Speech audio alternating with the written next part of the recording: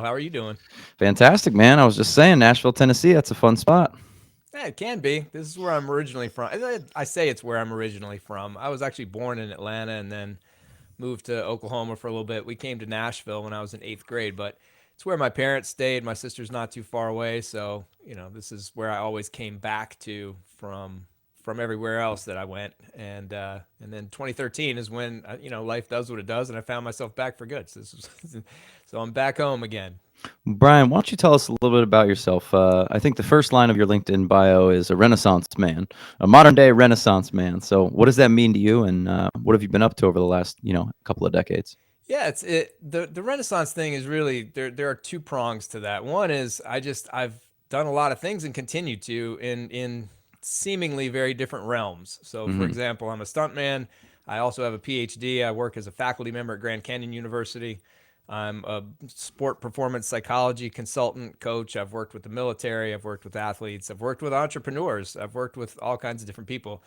I've been a foster parent for I did that for 4 years until I ended up getting engaged, moving in with my fiance, who brought two kids along with her, along with my daughter. So that was enough kids in the house. But that was it. That's just a lot of different things all at once, and I don't know. That's just the way that I like to have things. Just a lot of different moving parts. But the other piece is I just enjoy creativity. I enjoy innovation. I enjoy challenging assumptions. I enjoy challenging the status quo. I Mm, my least favorite answer to any question of why can't we do it is, well, because this is the way we've always done it. I hmm. can't handle that one. So that's the Renaissance piece, just in a nutshell. I don't know that many PhDs, but mentally, I'm thinking most PhDs that I know are smart enough not to go into the stuntman world. They don't throw themselves off buildings and down staircases and things like that. So Mm. that's a Yeah, bit see, a I don't bit know. of an. I see that a little bit differently. I All right. think that not all PhDs have experienced as much life as they needed to in Well, order to that's understand how fun and cool stunts is, and that's what they should have been doing all along. Well, that's definitely true. That's kind of the academic field, right? Is that a lot of people they'll go into these not to say obscure degrees, but they'll go into degrees where there's not really like a formal career path, and then a lot of them get funneled into education. It's like you kind of perpetuate the PhD cycle, right? That can happen. Yeah, I mean, but honestly, once you get to the PhD level, it's because you really enjoy reading and you really enjoy research. I mean, that's what a PhD is. It's a research based Mm, mm, mm, degree. And mm, so there are mm, places mm, within the private mm, sector where you mm, can take advantage of the research skills that you learn during the pursuit of a PhD, but they're probably not as limited or as as many of them out there as there are applied positions. So mm. if you're going to pursue a PhD, that's fine, you can, but unless you're going to do some research, you're probably just as well off if you're going into the private sector with a master's degree or just a bachelor's degree, really, for that matter. So it again, if you're gonna if you're gonna go the route of a PhD, it's just because you enjoy the material and you enjoy the research, and that typically will take you to universities. That's where a lot of the research happens. It's Mm. where the pursuit of those different areas occurs. All right, take me back. Give me the full story, man. How do we get to PhD? When does stuntman come into play? Like, just let's give me the timeline here. Yeah, well, I lived in Nashville in high school, and while I was in high school, I was in the drama class at my high school, which completely changed my life. Two classes in Mm. high school changed my life: drama and psychology. Those are the two classes, and I experienced them both at my high school. 1 year apart, I believe. I started drama in as a junior, and then I took psychology as a senior. But in the drama class, I ended up I don't even know how I got chosen for this, but to be the technician. So as my in my junior year, they decided to pick a senior, for who's going to be a senior the next year to take over the technician things, the lighting design, etc. Mm. And so I got taught how to do that, and I really enjoyed it. It's like painting with lights. It's a really cool Mm. thing, the lighting design. So I would design lights for the little shows that the drama department did, but also for the different things that other outside organizations would bring into our auditorium. We had a Mm. decent sized auditorium, so I was able to design lights for some other things too. And through that process, I met a guy who worked at what is now a mall, but used to be a theme park, Opryland. And Mm. and when it was a theme park, there were some great shows out there. They really were. And this guy was connected with that. He designed lights for those shows. And he gave me a little connection in there, and I was able to work as a technician, not in the lighting department, but in the stage technician. So I was backstage. I was coiling microphone cords back when they were a thing. I Mm-hmm. was pushing out, the stage pieces, etc. And I did that for when did I do it? I started my senior year of high school, and then I did that. So the summer after my senior year of high school, the summer after my freshman year of college, and the summer after my sophomore year of college. Well, the stage manager that I had that very first summer at Opryland ended up being the company manager of the Batman stunt show at Six Flags in New Jersey. Now, I was going to college at Rutgers, which Mm-hmm. is in New Jersey, right smack in the middle. It was about 45 minutes away from that Six Flags. So I hadn't seen the guy in a few years. I called him up, said, "Hey, can you get me some tickets?" He did. And I went out and saw that show, and life changed. I Mm. mean, immediately. I'd spent 2 years at that point in college just struggling to try to figure out what I was going to be when I grew up. I had no idea. I knew that I enjoyed psychology. So, like I said, the other class in high school that I really liked was psychology. Just everything about it was interesting to me. The perception and sensory input and the way the mind works and memory and how all that stuff can go haywire with different things. It was really interesting. So I decided I was going to major in psychology in college. And that's what I did, but with no idea of what field to work in or how to Mm-hmm. apply any of it or what actual job I could get. Nothing. I just Mm-hmm. enjoyed the material. I had to major in something, so I picked that. But I spent 2 years not knowing anything, and starting to get a little bit worried about it because I was going into my junior year and not, with no plan. But then I saw that show. And it changed everything. I mean, from the minute it started with this big explosion. These motorcycles came jumping out of this place, and I just was hooked. I was captivated, and I sat there for the 20 minutes of that show, mesmerized. And as soon as it was over and I could get backstage to see my friend, I was back there with the performers as well, and I was able to ask them, how do you get this job? How do you do this? Because I couldn't. I mean, motorcycles were jumping, they were fighting. There was this ATV thing that was whipping around the stage. It was so much. It looked like so much fun to me. And they said, well, here's what you got to know how to do. You have to know how to do fights, high falls, and motorcycles. And at the time, I knew how to do exactly none of those things, but Mm-hmm. but I had the connection with my friend and these performers. One of them said that he would train me in fights and high falls, and then I just went and bought a dirt bike and started practicing Mm. and got halfway proficient. I mean, certainly not anywhere close to what I really should have been for that show, but good enough. And I had some people vouching for me at the audition, but I went to the audition. I got the job initially as an alternate, actually, Mm. but the second day of rehearsal, one of the full-time guys wrecked the motorcycle and he was out for the season. So I Mm. moved up a level. I'm And sure so the nerves were not setting in on young 21-year-old you yet. That guy just lost a year of his no, life well, to I'll a tell you, dirt bike it's accident. interesting. I was 20 at the time, and it was the first experience that I'd had with the reality of the possible injury. Because honestly, before then, when I was watching the show, as I was practicing stuff, when I went to uh, I don't know, when I showed up for the rehearsals, it was all a game to me. Everything was a game. Mm. And and then I watched that guy go flying. I mean, it was less than 10 feet from me as he hit this guardrail and went flying over the motorcycle out into the stands, and just tore himself up. Mm. But but at that point, it did. The reality set in, and the nerves kicked in, and some fear happened. And actually, but I recognized it, and my response was, I went to the director and I said, "Look, here's what's happening. Here's what I'm feeling. Here's what's going on. I really would love it if you would put me on a motorcycle next." It wasn't my turn. It was, whatever we were doing, but I said I would appreciate it if you would put me on the motorcycle, because I didn't want that fear to set in. I Mm. didn't You were want eager to that face that. that nervousness to fester. I Mm. wanted to get on the motorcycle. I wanted to ride, and I wanted to do the exact same thing that he did when he wrecked, so that I, could get that out of my system. I'm just to be present and focused on that. That's a pretty mature thought for a 20, 21-year-old. I don't know, man. That's it was almost like a survival mode kind of a thing. I don't know where it came from. Like I said, I don't know. I just know that I was standing there, I was shocked, and I was kind of in my head, and the director was talking about, he kind of gathered us all together and was talking. I don't really know what he said. I was in my head, like I said, but when it was done, I just remember that's what I did. I went up to him and I said, "Look, I really want you to.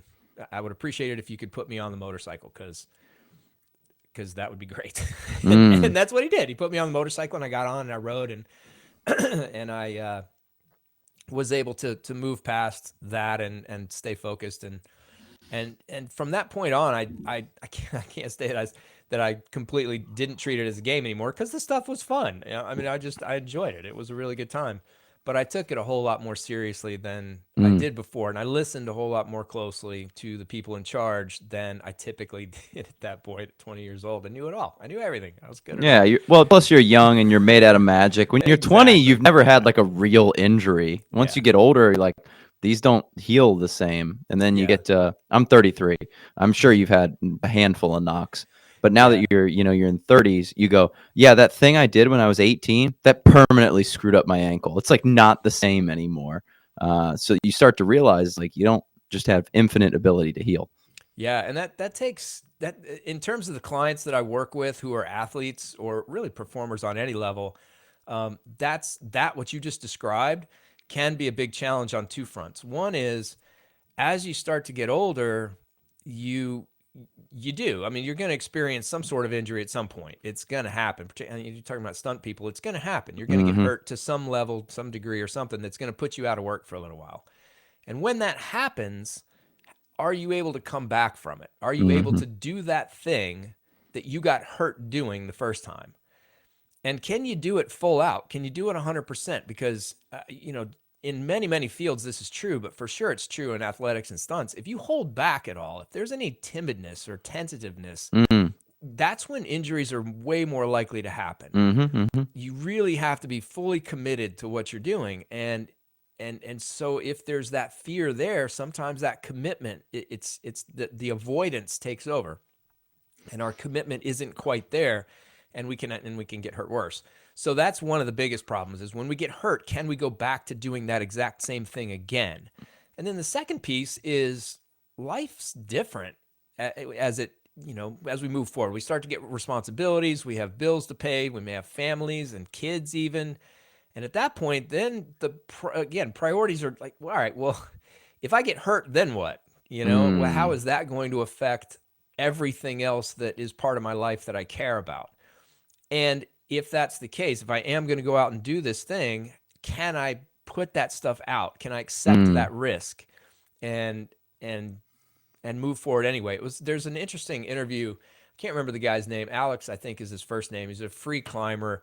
He was on Rich Roll's podcast, Probably Alex and Honnold, the yeah, yeah, yeah, free solo. yeah, I was listening to this guy talk, and he had just had some kids, and or at least one of them, and he got asked a lot. Well, what do you do? Does that change how you do your stuff, or the risks you take, or things like that? And his answer was perfect, and it's the way that I've felt too, and I think other stunt people do as well. And it was something to the extent of, well, I never tried to get hurt before. You Hmm. know, I mean, every time I did what I did, I was trying to walk home in the same condition that I showed up in. Hmm. So it was kind of that, like, yes, there's risk, and yes, I'm accepting it. So I'm making that choice. But for as we get older, the answer to the question of, is that risk an acceptable risk given what I could lose or what people might lose in my family if I were to get hurt or worse, that answer might change. There's this scene in Free Solo where Alex Honnold, he's sitting in his van because he's basically living in this van at the base of El Capitan before he does this historic free solo ascent of El Capitan. And his girlfriend, who I don't know, he hadn't been dating that long at that point, maybe 6 months or a year, and she goes very seriously, Alex, would you ever stop doing what you're doing, like so that you can stay here with me and not die?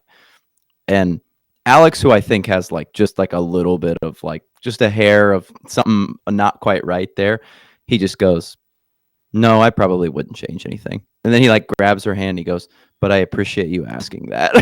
And it's just like, well, you can't knock the guy. And she's like, what? And he's just like, no, I would probably not ever change something on account of you. But yeah, it's just the calculation that he made, that he likes doing it so much that that's part of his life that he doesn't want to change.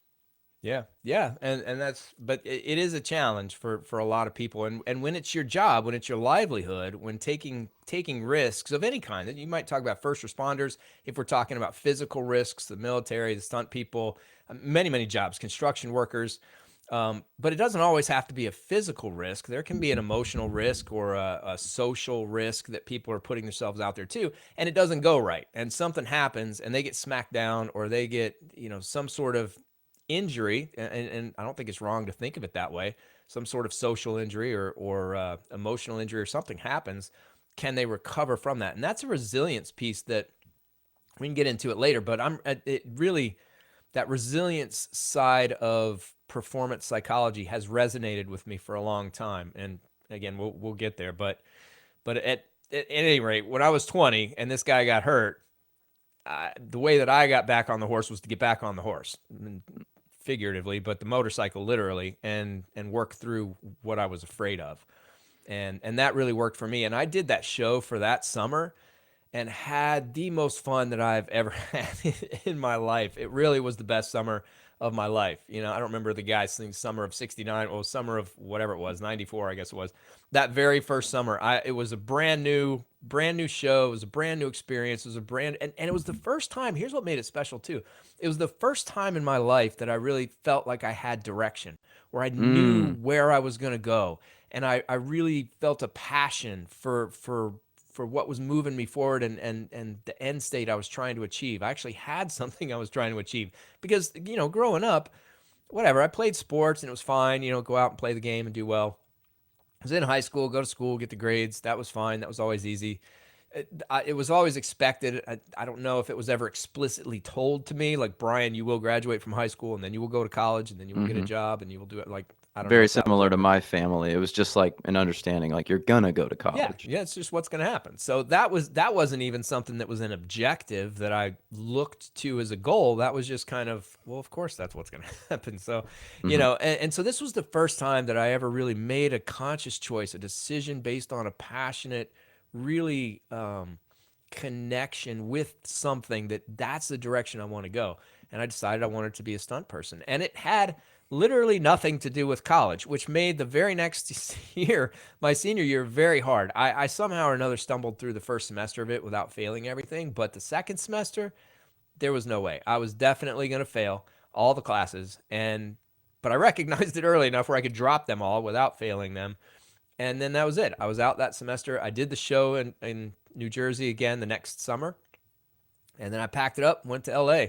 So I left college with one semester to go Didn't and finish. did not finish that time around. Obviously, I did eventually, but at that particular point, no, I didn't finish. I left to move to LA and be a stuntman. And I I got supported, at least in words, by my mom. Mm. My dad, I think, I can't even imagine what happened if I'd been a fly on the wall when that whole thing, because I didn't tell him. I had my mom tell him.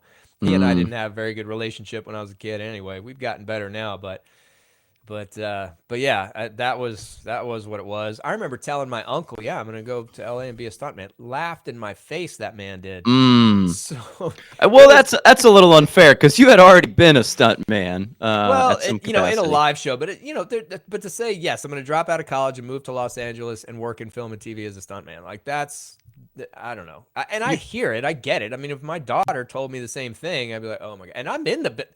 I'm here. I understand it, and I would still be like, "Oh my God, you got to be kidding me! You'll you be were back playing pretty you were soon." playing AAA baseball. I mean, the likelihood of you going pro was a heck of a lot higher than just some random kid in high Yeah, school. Like, maybe I'm going to be double a A. pro. Yeah, all Maybe right. double Well, A. Maybe double uh, A. But yeah, uh, it was but I, at least I had tasted it, and I had tasted a lot of components of it, because like the live shows, that's one of the best training tools that there is. In fact, I've thought about writing a book about, like, I don't know, just whatever your live show is. I mean, for me, the live show was the place where I found the passion. It was the thing where I got to do the stuff firsthand, but with some really good training and with some really good experienced people, where I developed my cohort of people that I came up with. I mean, I can't even tell you the stunt coordinators, the guy who was the stunt coordinator on Stranger Things, stunt coordinator, second unit director. He's won, I don't know how many Emmys on that show. He's a real good friend of mine. We met each other on that show. We were roommates for 2.5 years, but it was Hmm. because we'd worked together at that Batman show. Another friend of mine, he's coordinating. He was the assistant coordinator on the last Wolverine Deadpool Oh yeah. movie. He coordinated a show that just came out on Disney Plus that I got to work on too, called Skeleton Crew, Star Wars thing. So he met him at that show.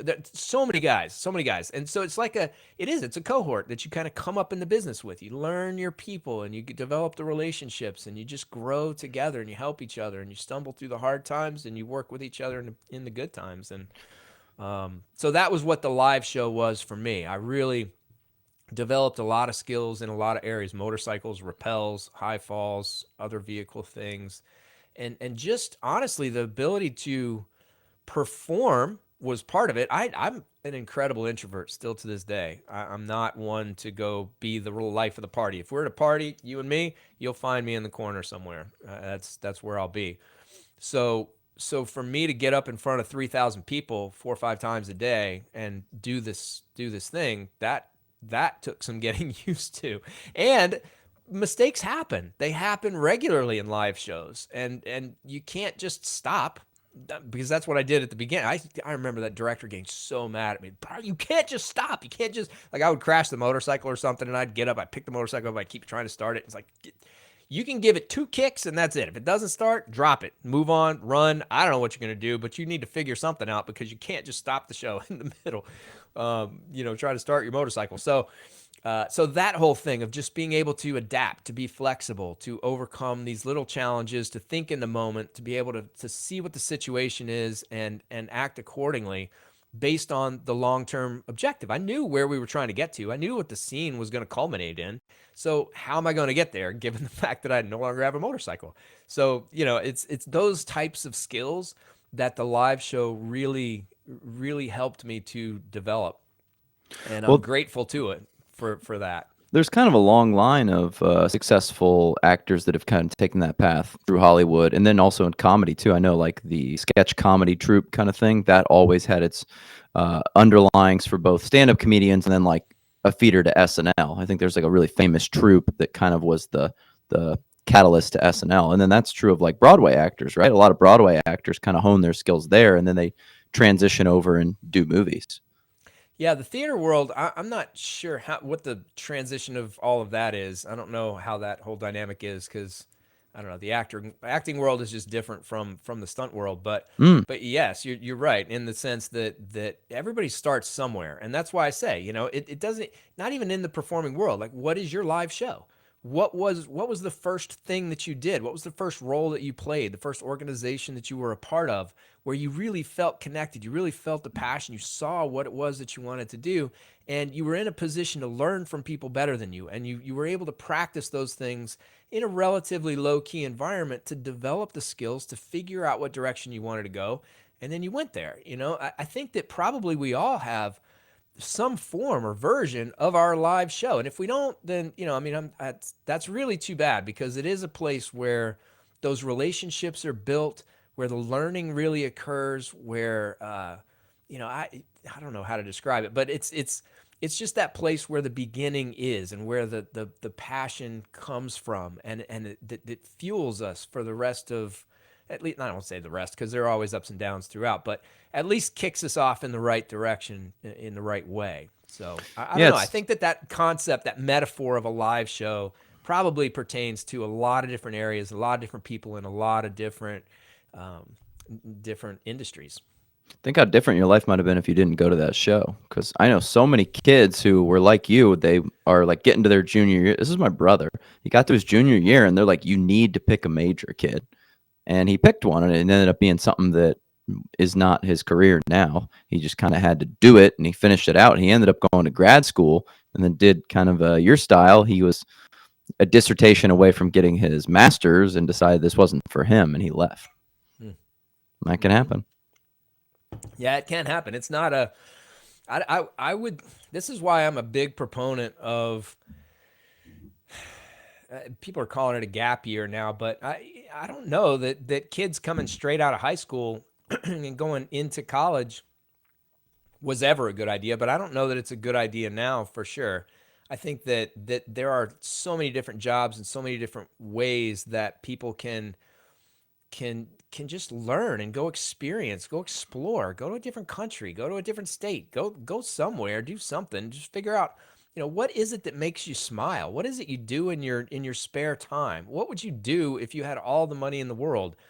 If you're coming out of high school, go do that. I mean, you truly, Hmm. it won't take much for you to get enough money to just pay your own bills. You don't have to live large. And normally, kids coming out of college in that situation, they don't expect much. They're happy living in a one room, whatever, with a beat Hmm. up car. Like they're okay with Hmm. it. And that's great. You got no responsibilities, very few bills. Just go try some stuff out. Go meet some people. You never know. Stay open to what the possibilities are. And then when you find your version of, like you said, I mean, yeah, I happened to see the show. I happened to see it my junior year. That was very fortuitous. And that's what I decided to pursue. Maybe people don't get it at 18 or 20. Maybe they don't even get it till they're 25. But just go out, stay open, just do new things, experience new stuff, always keeping in mind what the type of thing is that you enjoy, the places where you tend to thrive, where you feel at home, and where you feel most comfortable. Go try that stuff out, and then see what kinds of job opportunities come up. I mean, I'll be honest with you. I grew up as a kid watching The Fall Guy as a TV show. Obviously, not the movie that just came out, but as a Mm. TV show. That's what I watched when I was a kid. Lee Majors was the Fall Guy. I was well aware for my entire life that things called stunt people existed, but I didn't put it together in my head that it was an actual job that people could do, that it was something that I could pursue and Hmm. do. That didn't happen until I sat in that theater in the Batman stunt show at Six Flags and watched this show. It just the dots didn't get connected for me. So that's Mm. the other thing, is just going and experiencing new things. You never know what dots are going to get connected, what things may come up that just stimulate and just give you that, oh yeah, I wonder, that could be fun. Yeah, Bill Perkins. He's a at this point billionaire energy trader, and he wrote this book, Die with Zero, that I'm like 2/3 of the way through. And he tells the story that he had just graduated from college, and him and his buddy got this like dream job at this firm, and they were both super excited. And they get to work, and his buddy goes, Bill, I think I'm gonna like go change direction. I'm gonna travel through Europe for like 3 months. And he's like, dude, we just got this job. This is like the dream job. Like, don't do that. And he's like, yeah, I'm gonna go, and if you want to come with me, come with me.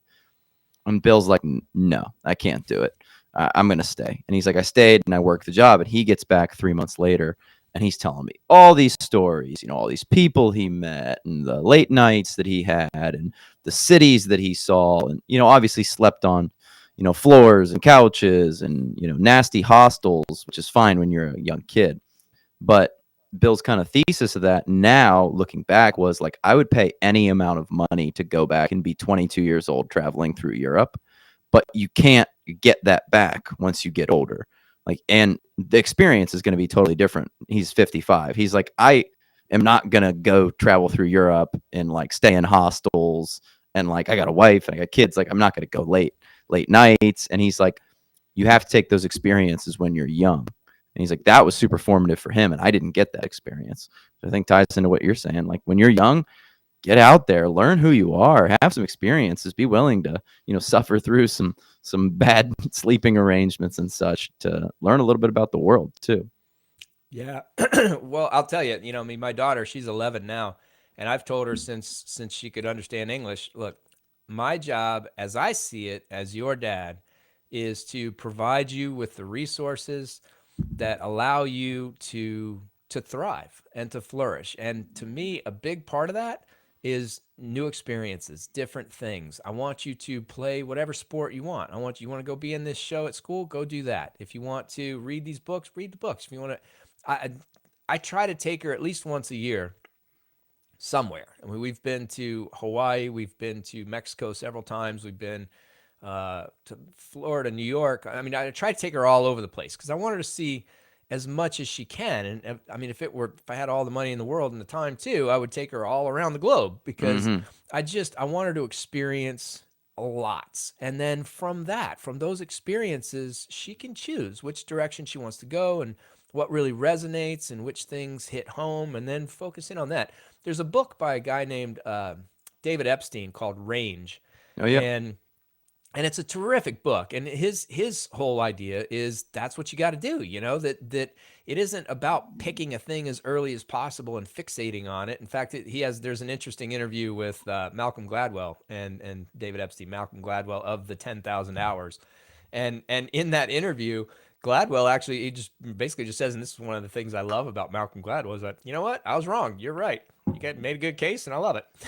Mm. And the case is that, yeah, we don't want to fixate on stuff. We want to take a broad shotgun approach and experience a lot of different things. Play basketball, play baseball, play piano, play violin, do all of these different things. And then, you know, when you figure out where you land, then you can start focusing more on and practicing more intensely with. And obviously with everything comes an opportunity cost. So if you're going to fixate more on this area, then that's okay. Other things are going to drop away, but at least you've had those experiences up front that you can benefit from in a couple ways. One is you can be relatively sure that the one thing that you picked is your thing because you've tried a lot of other one you gravitated toward.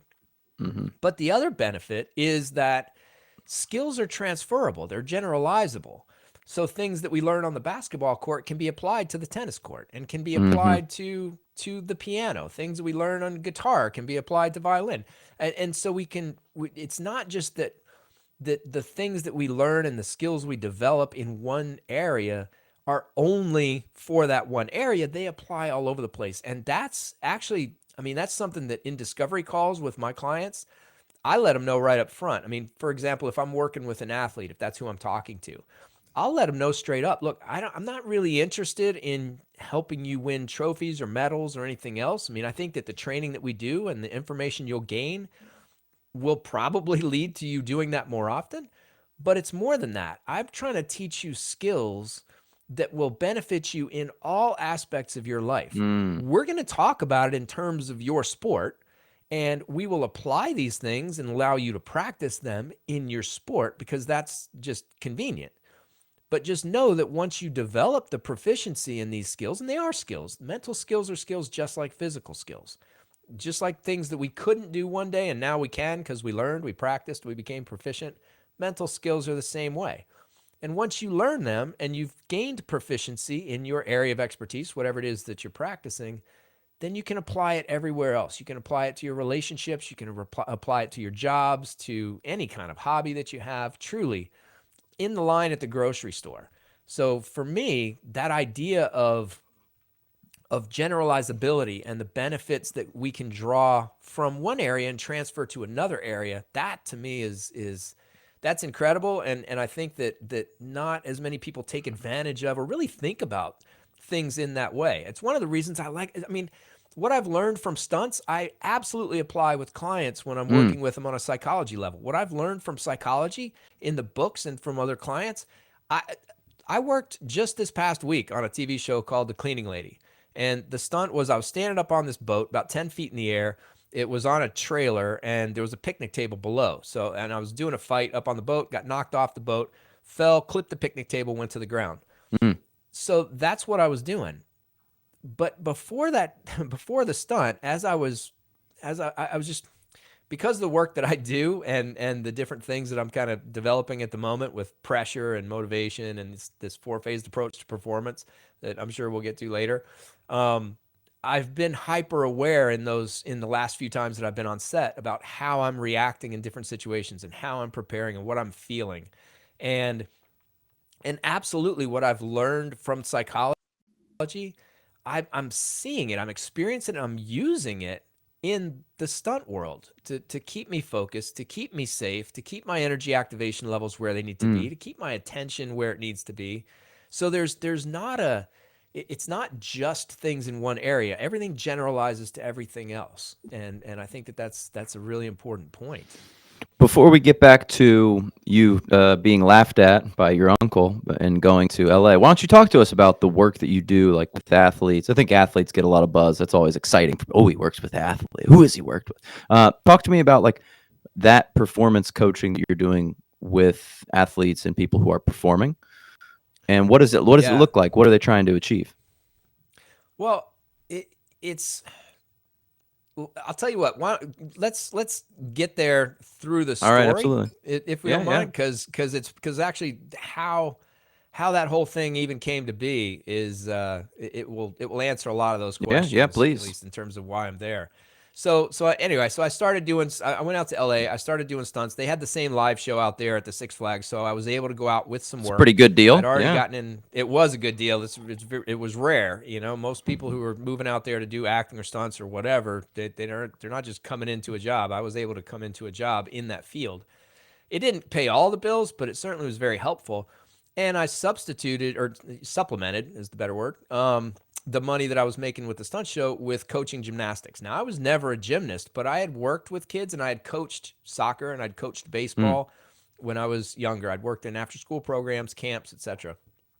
And so I essentially just said, look, I'll coach for you at the lowest level. Just teach me how to do it. I mean, I'm great with kids and they needed coaches. So that's what they did. They taught me how to coach gymnastics, and everything that I was learning about coaching, I would just practice myself. And it gave me a free place to train too. So I had this huge gymnastics place with a bunch of mm, trampolines and mats all over the place. And it was, again, it was a playground for me to be able to train. And other stunt people would come in there to train. So I would meet them as well. So it was a great thing. And through that learning process, this is what I was saying, like it leads into the sports psychology piece. I eventually started coaching at a level that was a competitive level. And so I was coaching vault and bars for this girls competitive team. They were level 5, 6. So the kids were anywhere between 9 and 12, most of them.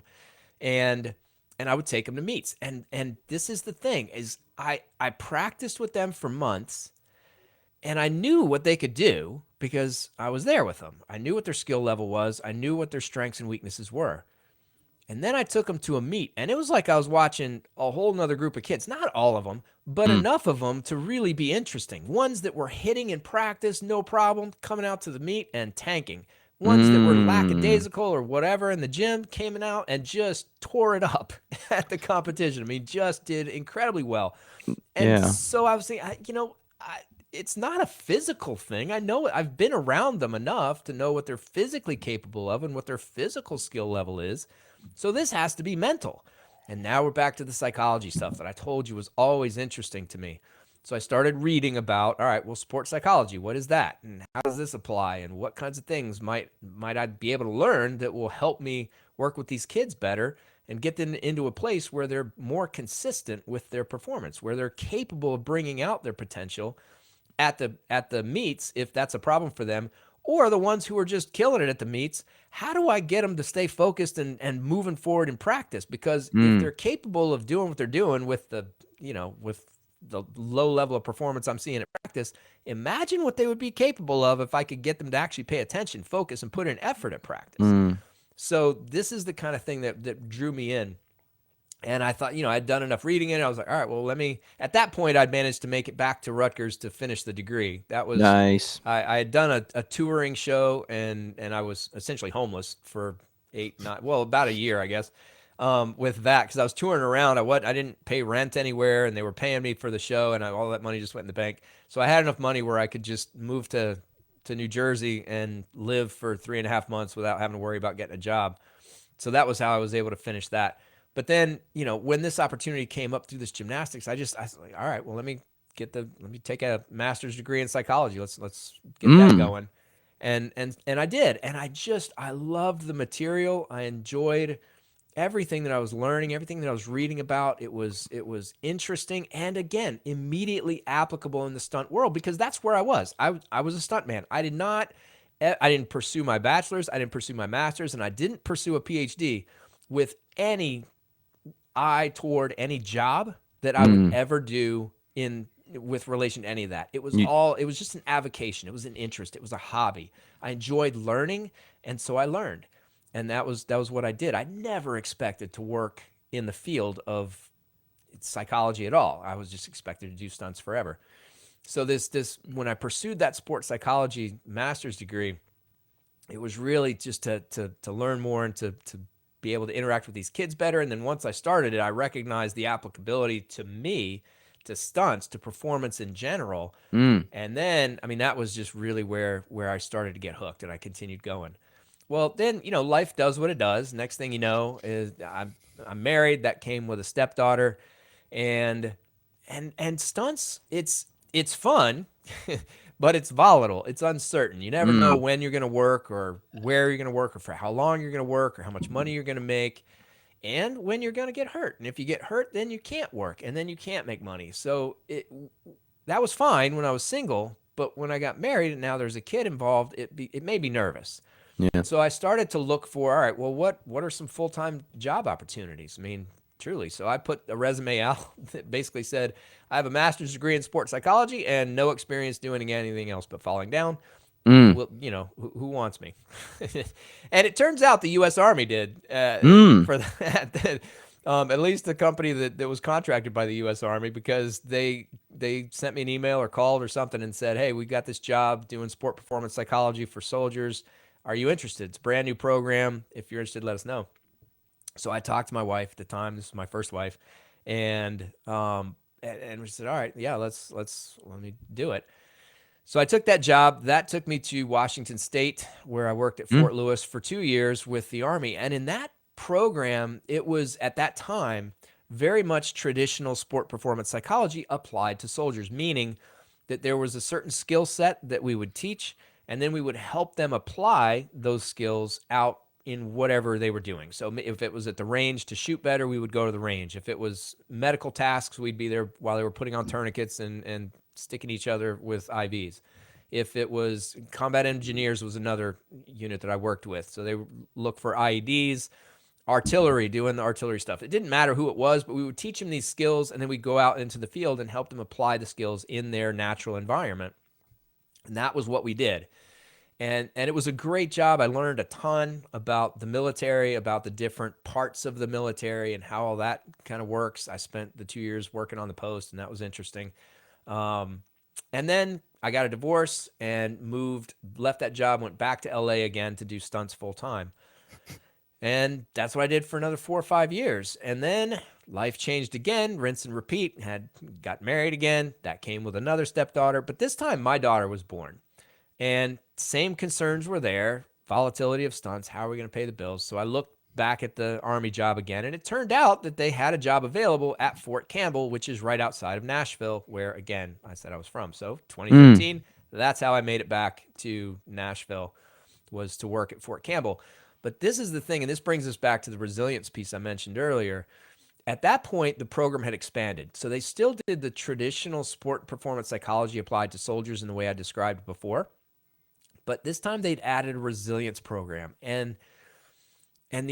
Although a lot of the information was the same, certainly the theoretical backing, the grounding was the same, came from cognitive psychology, cognitive theory, and a lot of stuff from cognitive behavioral therapy techniques, things like that. So the actual content wasn't really that different, but the intent was different. And so the way it mm, was presented was different. And the intent for the resilience program was this.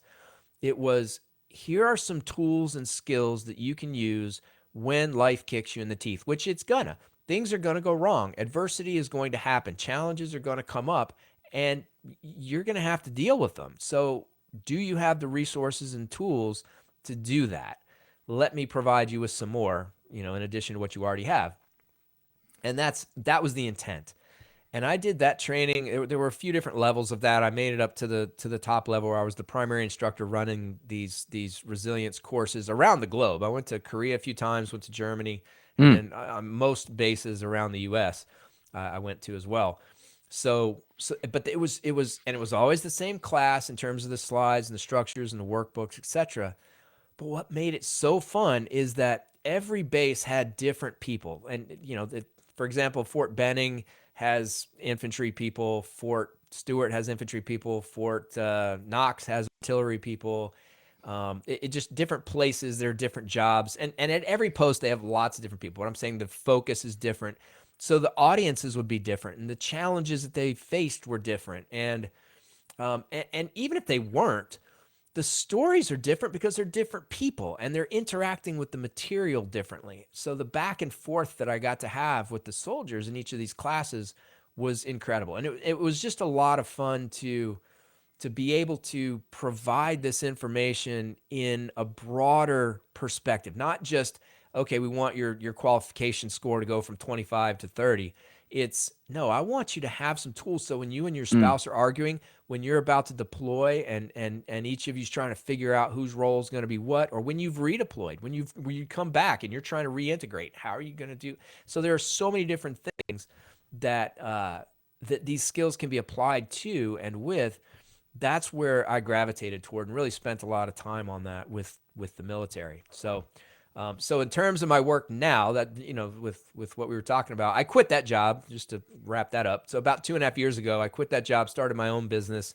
It was Mm. Begin Again Performance Psychology, which I still kind of have. That's more with the sport performance side. But now I've switched over to Brian Hite Global, where I do more keynote speaking. I have some coaching programs that I'll do one-on-one or group programs. I have a book that I've written. I'm writing some more. So it's just a broader perspective, a broader approach rather than just doing traditional sport performance psychology work with soldiers or team or with athletes or teams or other performers. I'm broadening it out to truly everybody. I'm focused more on pressure, how people handle pressure, where pressure even comes from, motivation. What is that? What are the things that affect levels of motivation, sources of motivation, and then just performances in general, no matter what they are or where they are. How do you approach them in a way that you can prepare more easily and so that they become less overwhelming and you can be more certain of the performance that you're going to give in those moments. So that's what I do now, and that's kind of the pathway that I took, and it's really for me been only the last, I'd say, 7 or 8 months that it's been I feel whole again.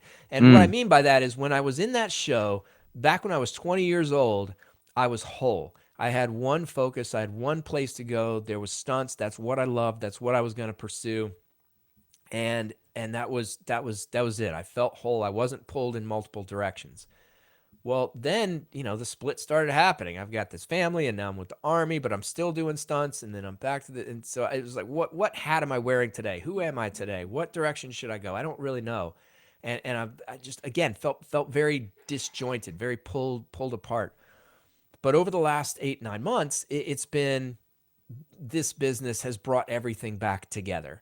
So I'm Mm. bringing my stunt experiences into a combination with the academic and experiential learning of the sport performance psychology to deliver these talks, to create these courses on pressure, motivation, and performance that span across whatever industry. It's not just for athletes. It's not just for performers. I've worked with real estate agents. I've worked with CEOs. I've worked with just performers on all levels. I've worked with Broadway athletes. Broadway performers. It really, the concepts are relevant to everybody. Everybody's experienced pressure at some point. Everybody's struggled with motivation related to something, and everybody's found themselves in performance situations where either they felt overwhelmed or just at the end of it we're thinking I could have done better, but I'm not even really sure where I went wrong. I'm not sure Mm. what just happened. And so that's relevant for whomever, whether you're giving a presentation or even, talking to your parent or your spouse or somebody you care about or whatever, about things. Those are performances too, and we want to be at our best, and we want to be able to be our best consistently in those moments. So this is what I say. So I feel whole again, bringing all of these different components of me, who I am, the things that I've enjoyed, the experiences I've had, all together into this one package that I can deliver to audiences. I mean, again, of all, I have a fire chief who's a former student of mine who, we're going to start moving in the direction of fire and first responders. and another former student who are going to be moving in the direction of athletes. And I just had a couple meetings today with a guy who's a board or member of I don't know how many boards and the CEO, and then another guy who's connected in the defense contracting world with different organizations. And so it's just the possibilities of where these things can go is endless, and that to me is fun. But it's all coming from this place of wholeness and I guess a synergistic coming together of the different experiences that I've described so far. Kind of crazy that as a high school student, you go, I'm sort of interested in being like the stunt thing, like this drama, stunt, theater thing. And I also like psychology. And then before you know it, here you are, X many years later, and you've done those things throughout your whole life, and now there's a way that they're coming together. Yeah. Not many kids get to live out their dreams like that. No, and I don't know that I lived out my dreams, but I did certainly find two areas of interest when I was a kid. And I don't know, maybe it stuck out to me more because I hated school so much. I mean, I truly did. I hated school from the time that I started going to school. I did not like it. So for me to say that I liked any class, that meant something. So those two Hmm. stuck out at me. But but it really, it's just like we were talking about earlier. The more experiences we have, the more we can test the waters and really start to learn who we are and what we are, the things that we like, the things that we don't. And even then, what I liked when I was 20 is not what I liked when I was 30. And that's not what I liked when I was 40. And now I'm 51. And I've got a whole nother thing that's going on. So, we shift. Obviously, there is some things that remain fairly stable over time, but nothing. I mean, we're just different. We are different people.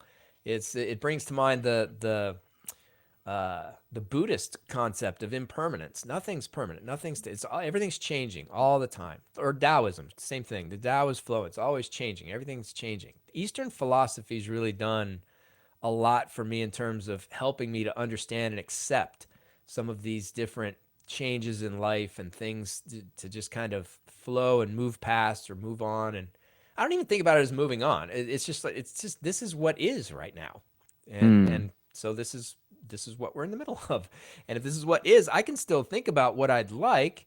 That's fine, but I have to accept and acknowledge what is first.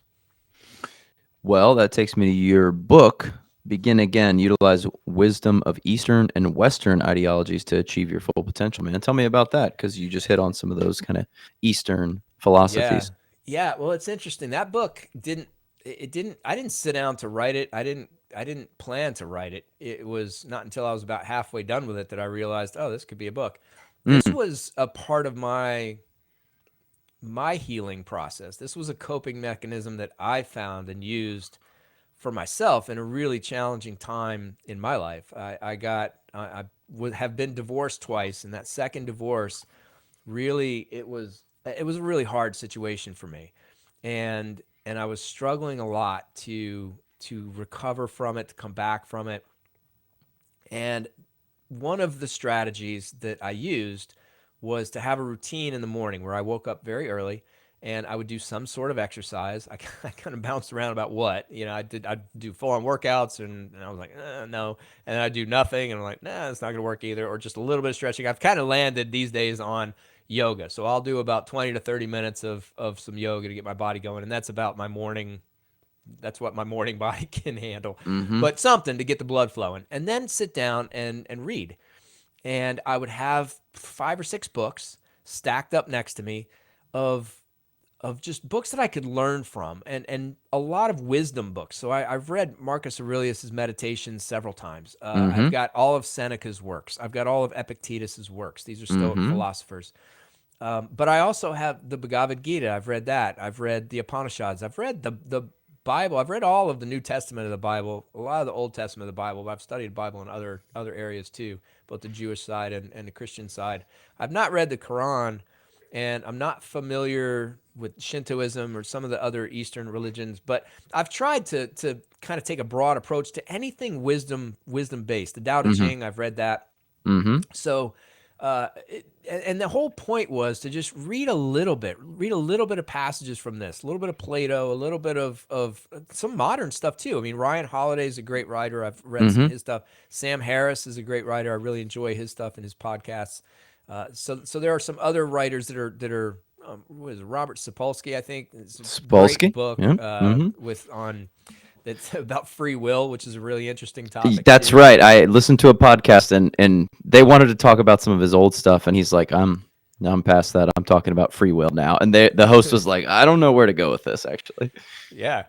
He's got a great approach to. I mean, I think it's a great approach. It makes sense to me. It's a deterministic approach. Other people don't like it, but he makes a great case for it. He's written a really good book, and he does it in a very engaging way. He's a funny guy, so Mm. he's interesting to listen to, and he's interesting to read. But stuff like that, I mean, it's 2,000 years ago, 2 weeks ago. I've got Uh-huh. journals that come to my house too.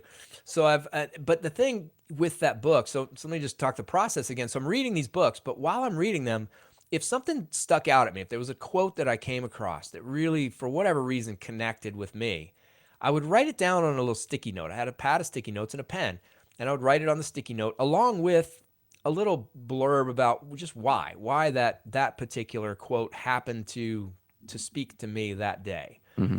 And and then the sticky notes went in a bag, and I mean I still have the bag sitting right here. It's got the sticky note bag, and those sticky notes became the book. Each one of those turned into an essay. The book is Mm. just a series of 183 essays. 183 because that's half as many as 366, which is how many days there are in a year with a leap day. And the intent, the way the book is designed, if you want to call it that, but an approach to how to read it is to read one of the essays on one day, process it, live it, try to put it into practice in your world, do that again the next day, Mm. and then read the next one. So we get a little bit of it's so we get a little bit of knowledge, a little bit of something that we can contemplate and test out in the world, and then we get another day to put it into practice and see what we think. Just one thing to focus on, and Mm. then transition to a different thing and see what it is. And the structure of each essay is just simply, here's a problem that a lot of us tend to face. Here's some information about it, and here are some things that if you do them, you might see some benefit from it. Maybe immediately, maybe not, but you'll probably see some goodness down the line for sure. And that's the approach. And again, so it just came out of my work. These sticky notes started piling up, and as part of my process, I recognized that writing this stuff out was very helpful for me. Mm. And after I'd done that for I don't even remember what number I was on when I started to realize, well, what's a book? How many pages do I need to do for I this? was gonna, yeah, And ask how long are each essay? each essay is about two to 300 words is what I tried to keep it at. Some of them are a little bit longer. In version 2 of this book, which I'm probably about halfway through with, they're a little bit longer. The essays are, so I'm not gonna make it to 183. That would be too long. I don't know Mm-hmm. what the cutoff will be, um, but I tried to keep them relatively short. They're still 2 to 3 minute reads. They're very short. They're very manageable, even in today's crazy attention shifting culture. People can manage the little bit of reading that's in each of those essays.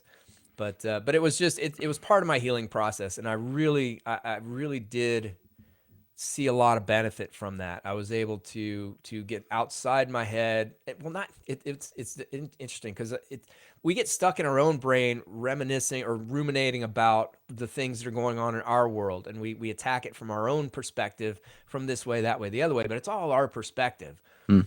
And so what this allowed me to do is come outside of myself and just forget about all of my things and read this stuff. And as I'm reading these wisdom words, obviously, when we read stuff or we interact with things, we connect it.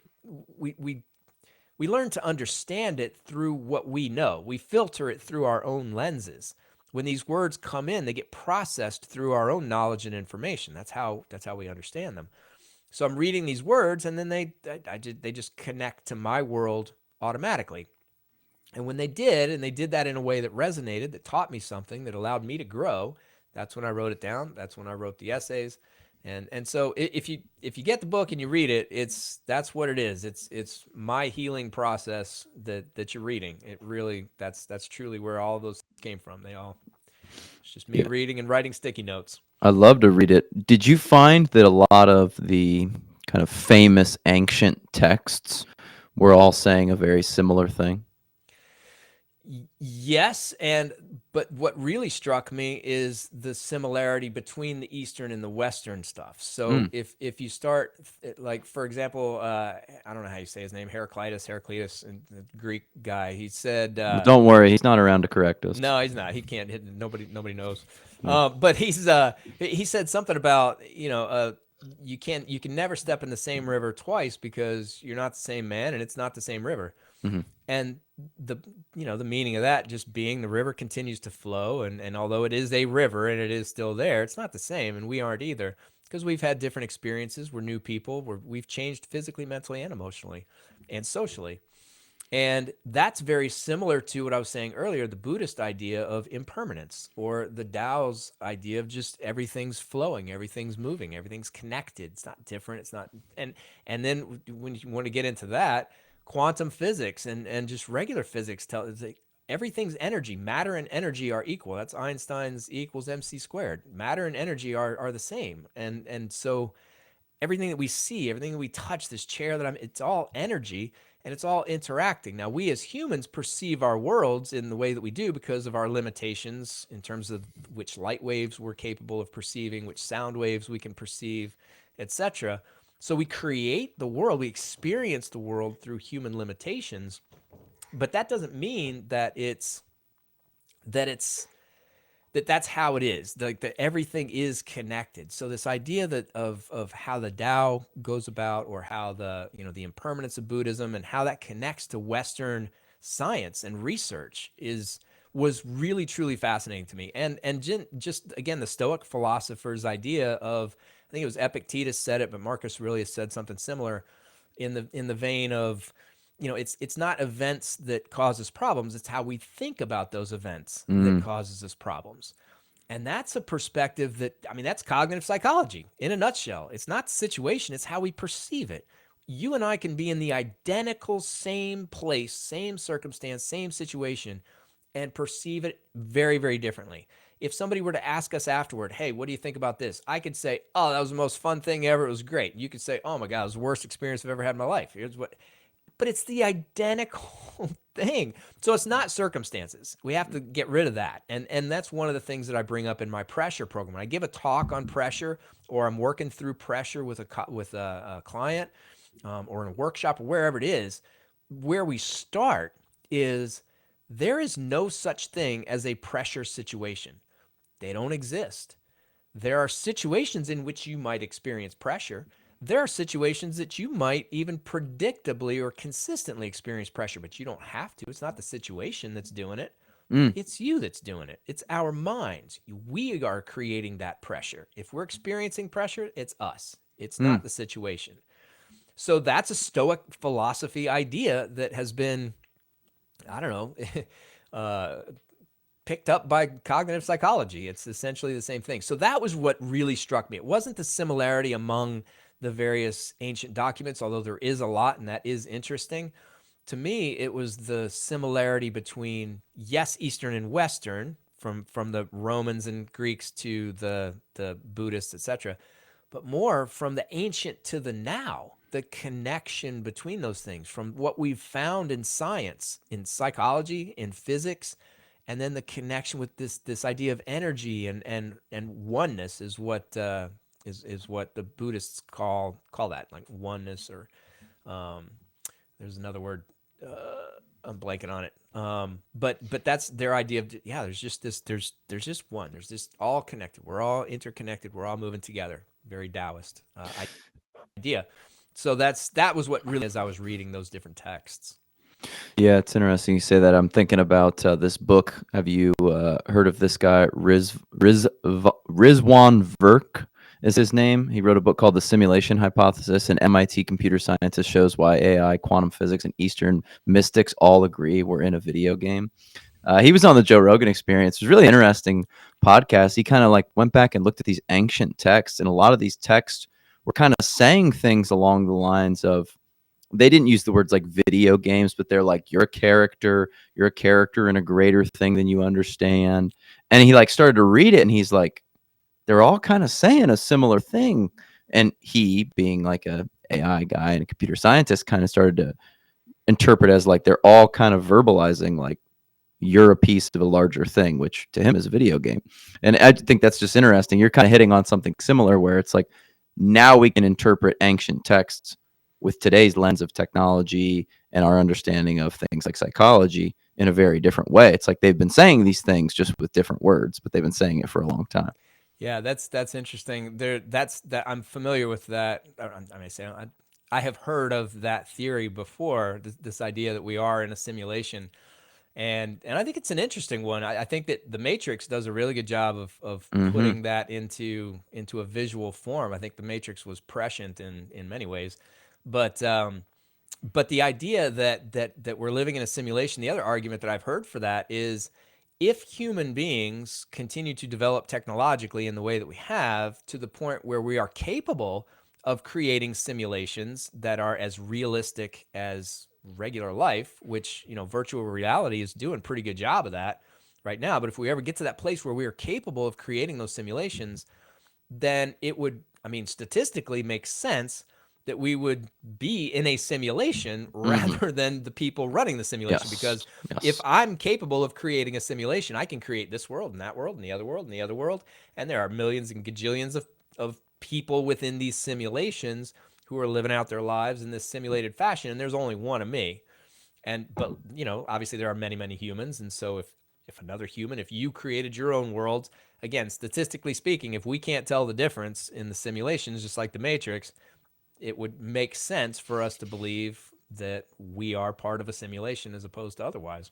I think you'd like that guy's book because you're hitting on some very similar topics that clearly he hit on. Mm-hmm. That was interesting what you said though about pressure, that there are no pressure filled situations. And when you started talking about gymnastics, something kind of clicked in my mind that I played soccer. I know you'd played some soccer when you were younger too. I played in college, and soccer is a little bit different from gymnastics because the game is not ever the same, right? Like you go into the game and the objective's always the same, but the team's going to be different. They might be a really big team, they might be really fast, they might be really athletic, they might be really technical. The way you play is not going to be the same as the way you always play, right?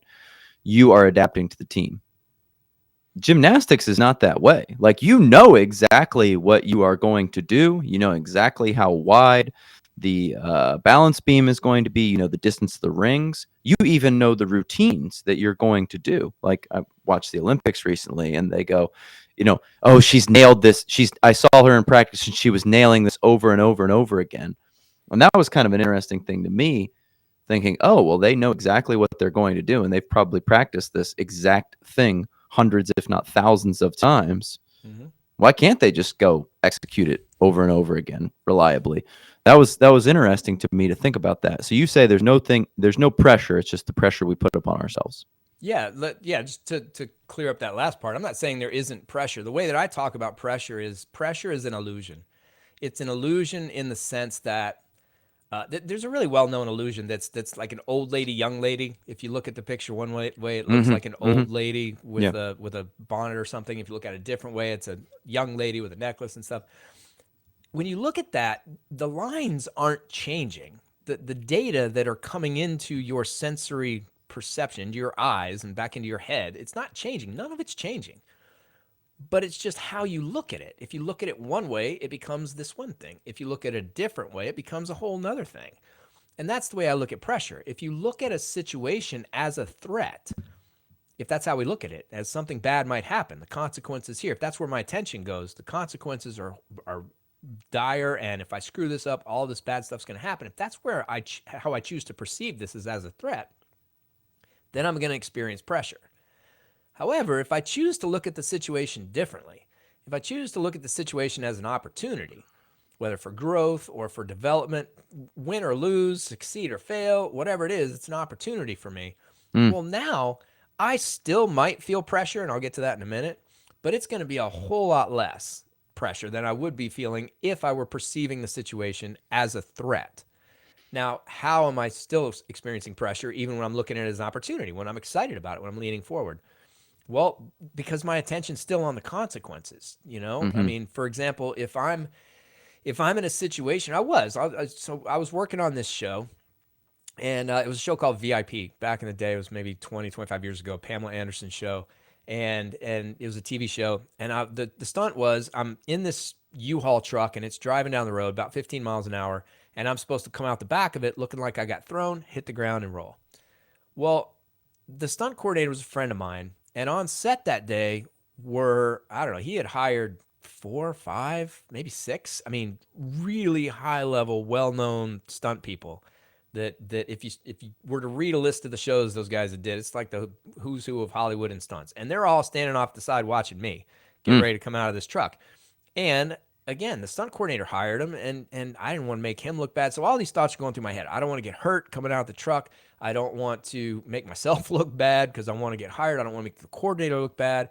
All that stuff's happening. So I'm experiencing pressure, but I was also experiencing on the other side too. I was trying to flip it around in my back in the day. Again, I hadn't gone through any kind of psychology training or hadn't learned anything. No grad school had happened at that point. So in my, rudimentary ham-fisted way, I was trying to flip things around and make them work. And so I was thinking, all right, but you know what? If I do this right, all these guys are watching. And I'm going to be able to move up in my career. I'm going to get hired by some of these guys. I'm going to work on some of these huge shows. It comes down to me doing this well. If that happens, my ticket's punched. I'm moving to the next level in this stunt world.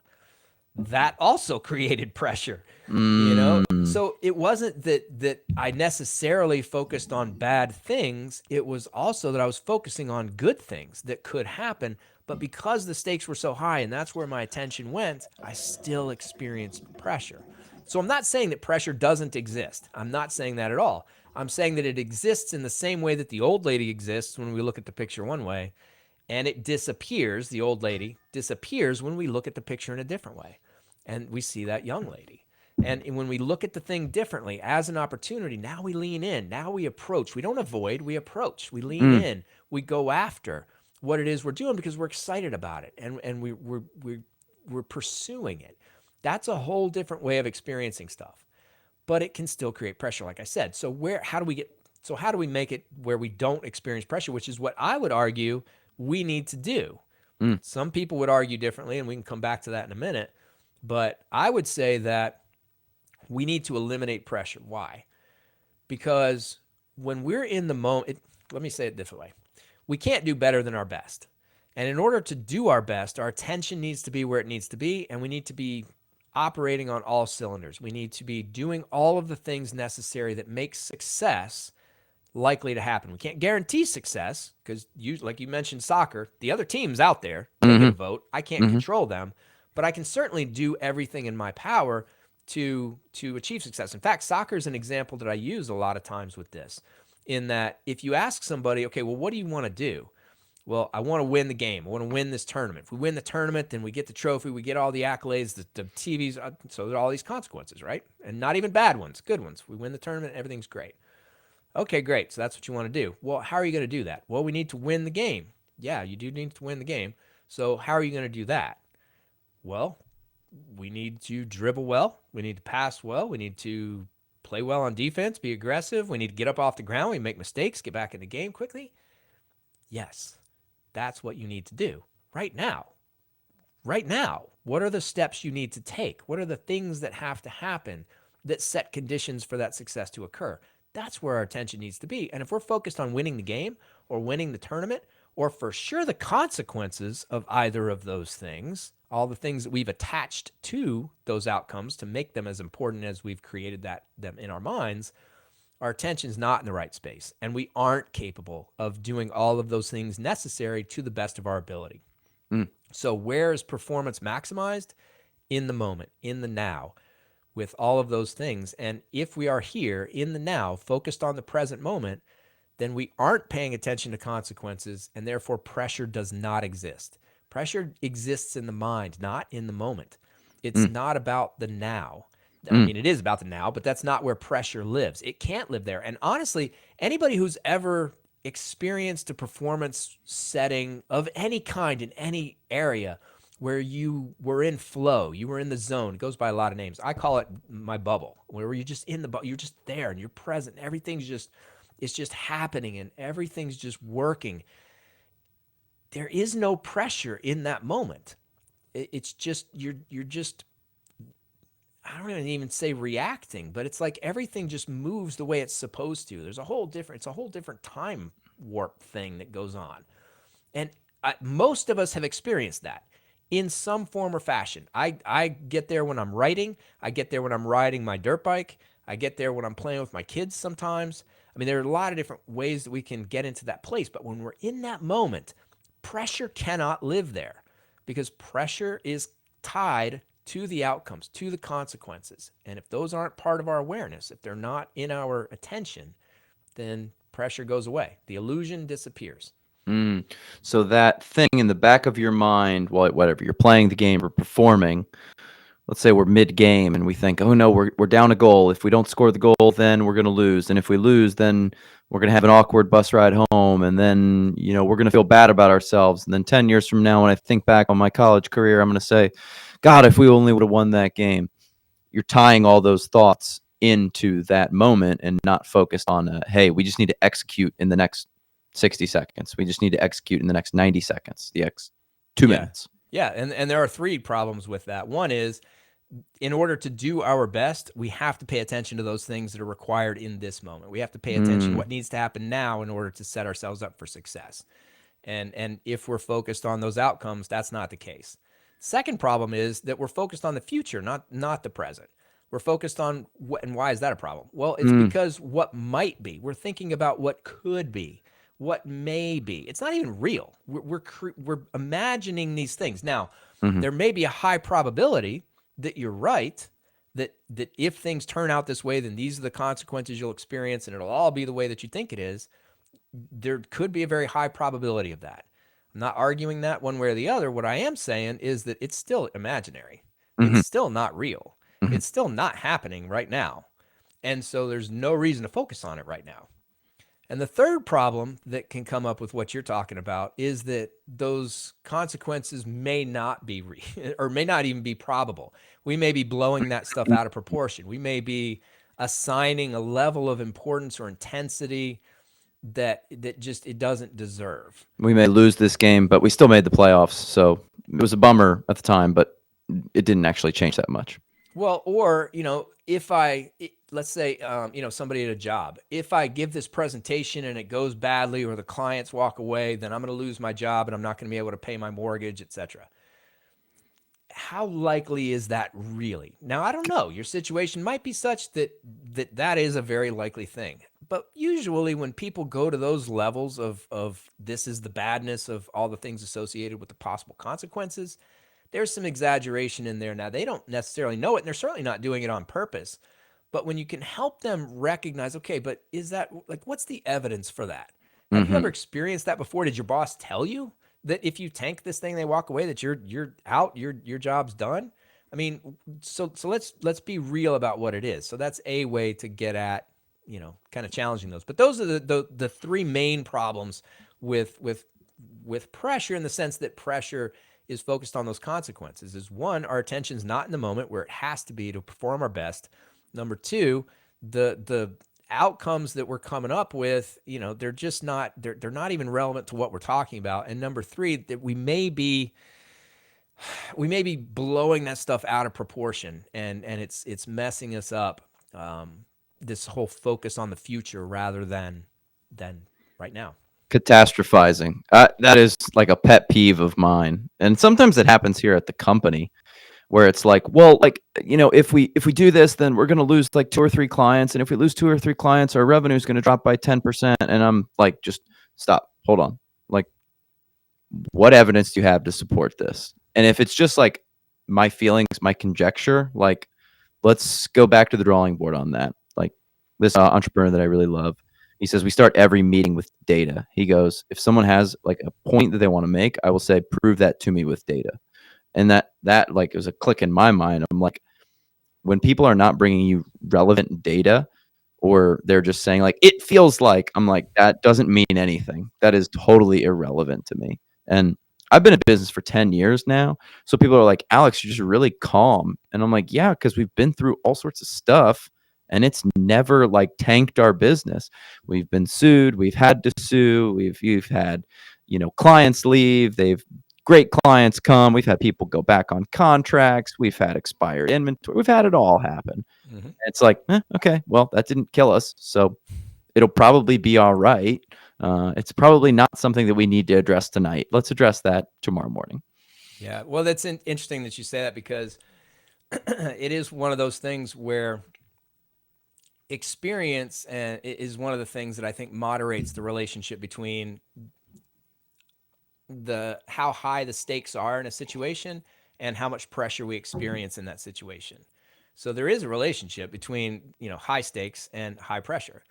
But when I say moderating variable, I mean that there are some variables that affect the strength and even sometimes the direction of those relationships. And experience is one of those things where the more experience that I have, the less pressure I'm likely to feel necessarily when the stakes start to get high. That relationship will start to break down a little bit Yeah. because I know stuff. And I know stuff like what you're talking about. I don't need to, yes. So if this goes wrong, then this might happen. But those things don't carry the same power for me because I've experienced them before. And it hasn't killed me. In fact, I've learned from them. So I don't even think that they're likely to happen now, which gets into another moderating variable, which is confidence. So if we have a lot of confidence, then, again, so the stakes are high, got it. But I feel good about my ability to do this. So I'm going to probably experience less pressure. And where does that confidence come from? Well, there are 4 different sources of confidence that Albert Bandura put out in self-efficacy theory. One of them is personal experience, and that's a big one. So if we prepare, if we take the time, ahead of time in the 4-phased approach that I was telling you before, the 4 phases are before, right before, during, and after. So if we take that before phase of performance and we really load in the preparation, not only physical preparation, but mental imagery of going through the mental imagery, then we can enhance that confidence and enhance our ability to feel like we can handle whatever's coming. So there are some things that we can do in that middle part that we may not be able to change the stakes. And again, when I talk about pressure with people, I assume that the stakes as they say them are true. Now, like we just said, they may not be true. They may be overblown, exaggerated, out of proportion to what's real. But I'm just gonna assume you're right, that the stakes are as high as you mean for them to be. Okay. Do we need to feel pressure? Still no, we don't. We don't have to experience pressure. If we prepare well through experience that we develop, we can have a better understanding of what the stakes are and what might happen through failure. And we understand better how to be in that moment. So for me, it's assuming that the stakes are high. It gets rid of a lot of arguments from people because it's just something that, no, I'm telling you, it's really going to happen. I heard it. It's like, all right, whatever. I'm not going to argue with you about whether that's the case or not. Look, I've been in situations where if I didn't perform well, in fact, it's just on Wednesday. If I did not do it right, I wasn't going to go home, at least in the same condition that I showed up. I understand high stakes. And so let's just stipulate that the stakes that you are talking about are incredibly high. That still doesn't mean that pressure needs to be there, that you need to be suffering through it, or that you need to try to figure out how to work through it. You don't. You need to figure out how to eliminate it. And the way to do that is by focusing on what needs to happen right now in this moment. What condition do you need to be in physically, mentally, emotionally to succeed in that situation? Now, you brought up soccer versus gymnastics and the difference there. In the sports psychology literature, what you described is the difference between an open skilled and a closed skill sport. So closed skill sport is dance, it's gymnastics, it's things that, or even, in basketball, a free throw, in soccer, a penalty kick can be a closed skill. I ran track in high school and I absolutely hated it. It was one of the things that I just couldn't stand. Not because I didn't like the discomfort. I was a middle distance runner, like half and mile, and I was good at it. I was our conference record holder for like quite a long time. I was conference champ 2 years in the mile. And the anxiety that I felt like leading up to races, I've talked about it on this podcast numerous times, but it would literally be like palpable in my chest. And it would just get more and more intense, like as I got closer and closer to the actual races. and I just hated it. It was just so uncomfortable that I was probably better at track and field than I actually was at soccer. I mean, you have numbers to assign to it, right? But there was no possible way that I wanted to continue doing that. Just I didn't mind the discomfort. I was okay with that. It was just that anxiety. I hated it. Couldn't stand it. Yeah. Well, another difference too is that although they call it a track team, Yeah. a Oh, it's gymnastics individual. team, it is Yeah. an I mean, individual sport, and so it's a different deal. I mean, for me, I wrestled for a while. That was the only individual sport that I did, and I didn't like it either. I felt a lot of the same. I didn't. I guess I.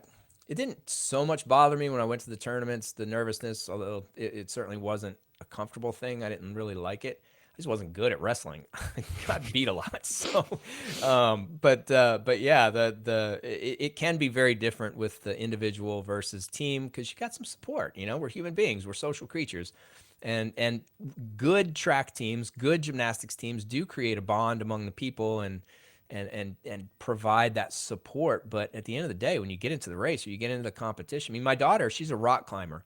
That's what she's decided to do. And it's the same kind of thing. They have a rock climbing team. She goes to practice. She's got her buds. She likes all the people. We go to the competitions. She knows the people from around our region, different cities, different states, and they talk and they hang out. But, you know, at the end of the day, when she goes on the rock, it's her up hmm there on the wall doing it. And she is going against others and she has to figure it out for herself.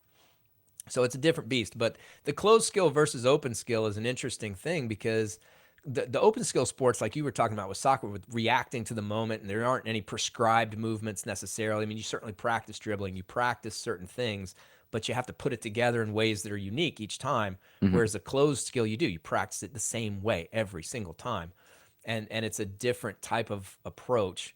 And and I don't know. I mean, I guess you could talk to different people and ask them which one's easier for you. I could see an argument going both ways.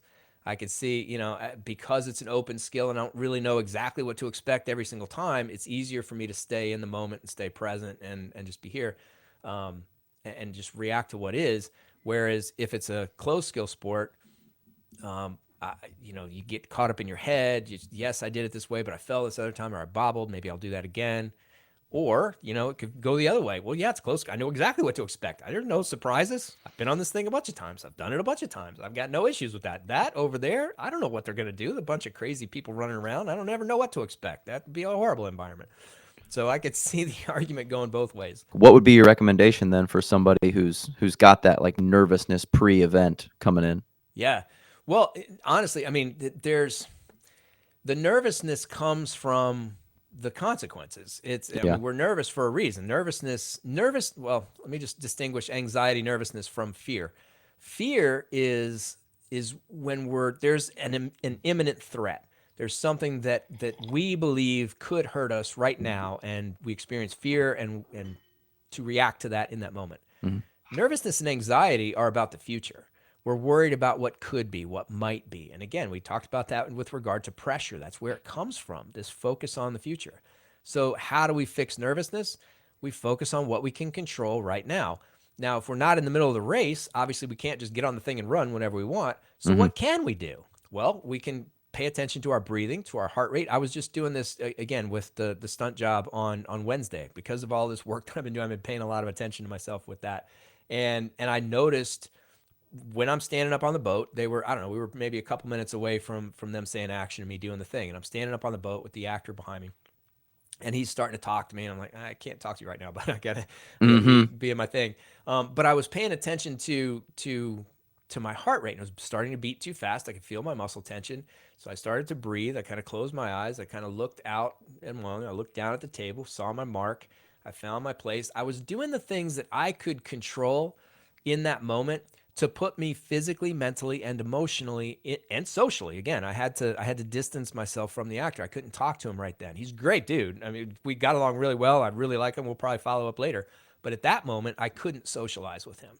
So that physical, mental, emotional, social, I took control of all of those in a with regard to the things I could control. Now, I couldn't control when they decided to call action. I can't control when all the cameras are going to be ready. I can't control what this actor's going to do, you know, in the thing, but I can control me. And so anybody who's experiencing pressure, experiencing nervousness, experiencing anxiety, and it's been really crippling for them, and that's many, many people in many, many performance settings, whether it's public speaking or sport or truly, I mean, just a conversation, leading a meeting, even just speaking up in a meeting can be very nerve wracking for people. Mm-hmm. So if that's a situation you find yourself in and you experience that nervousness, know that your mind is in the future. You're worried about what might be. Mm. Bring it back to now. What can you say? Physically, start breathing. Relax your muscles. Relax your jaw. Relax your shoulders. So that's physically. Mentally, what are you going to say and why are you going to say it? Why is it important? Or what can you do in this moment? How is this an opportunity for you? How is this situation helpful for you? Beneficial in some kind of way for you or those you care about? That's a mental approach. Emotionally, what type of emotion would be beneficial in this situation? Sometimes there's an aggressiveness, energy that's helpful. Sometimes it's not. Sometimes a calmer approach is better. Sometimes showing a little bit of disappointment, if that's what you're feeling, can be helpful. Other times, gratitude is very helpful. What type of emotion would be one that will help you be at your best in this particular moment? Identify that and achieve it through the thinking and thought processes that you have. If it truly is a performance setting where you can rehearse things in your mind, do some mental imagery beforehand. Man, put yourself in the situation. Experience it, not just, and I got a whole class on mental imagery. I can't get into it all right now, but that is an incredibly underutilized tool that can not only be helpful for learning and practicing and gaining proficiency in skills, but for boosting confidence, for boosting motivation, and for learning how to handle anxiety and nervousness in these situations. You can practice dealing with it in your mind, and so that can be very helpful too. So those are just some real quick, off the cuff things that if people are experiencing nervousness, anxiety with regard to any kind of performance, it's emulating from the future. That's where it's all coming from. So how do you fix it? Physical, mental, emotional, social, right now. What can you control in each of those areas that set you up for success? Brian, I love it, man. I'd love to keep the conversation going at another time. Hear some of these stuntman stories and dig deep on motivation, pressure, performance, and how you coach people up to do their best. But where can people find you? BrianHiteGlobal.com, BrianHite is how you spell my last name, global.com. You can send me a message through there. You can send me an email at brian@brianhiteglobal.com. You can schedule a discovery call right on the thing. And I'll tell you, if these are things that really resonate with you, I mean, if pressure is something that you've struggled with through your life, if motivation is something that's a challenge, either for yourself or if you're a leader of people and you want to create conditions of motivation that are sustained, that last over time, or if performance situations are just inconsistent for you or you feel overwhelmed in them and you don't have a mentor that can walk you through those things, that can help you get better, man, please reach out. I'd love to have the conversation with you. We can do it via email. We can do it over the phone. We can do it in a discovery call. But just check out some of the programs I have on the website and talk to me and just see if anything resonates. See if anything seems like it would work for you. If it does, reach out. I'd love to talk to you. These are things that truly, I mean, I've struggled with them throughout my life. I've watched other people struggle with them, and that's why I really enjoy focusing on them and helping other people through them. Awesome, brother. Thank you so much for spending some time with me tonight. Yeah, thank you. I really appreciate it, and I'm happy to come back whenever you'd like. These are fun things for me. I love the discussions. Thank you so much, man. We'll set it up. I love it. Awesome.